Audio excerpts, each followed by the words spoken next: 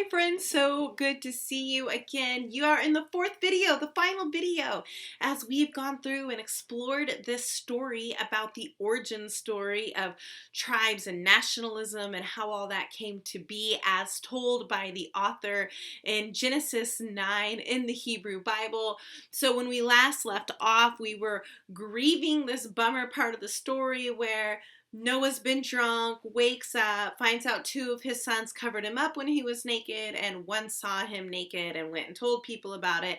And this really tense moment.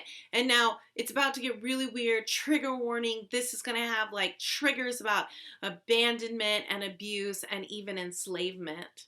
So Noah goes to his son Ham after finding out that his son had done this thing to him and says to him, because of his behavior, Ham's son, whose name is Canaan, says Canaan is going to be enslaved and now become like an actual enslaved human, like reduced to just a servant of all other people. And so let me be really clear that the Bible does not explicitly condemn enslaving people, but we do. Not going to apologize for that. Full stop. Enslavement of people. This story cannot be used to justify, no matter what somebody did or somebody's ancestor did, we don't have permission to strip them of their dignity. And that's what happens in this story to Ham's son, Canaan. And this is all some elaborate way in this origin story to say, and that's why we hate the Canaanites. What? Why do we have to justify excluding an entire community of people and oppressing them? Even if this story was 100% true, there's no part of it that justifies that treatment of people. And is this because Noah has become an irrational alcoholic? I don't know. Is this because people are defensive of their egos? Well, I mean, I know I am. It's totally possible.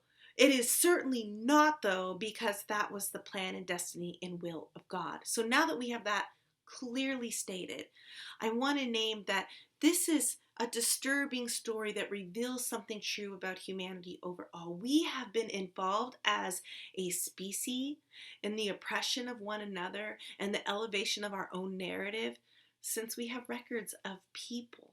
And we are invited to a different story. I also want to name that Noah had this position of power and he spoke this curse.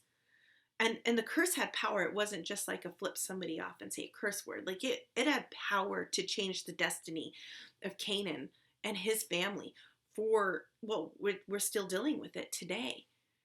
That kind of power shouldn't be used to lord over people. And often things escape our mouths that we wish we could pull back. So that's what I want to know from you.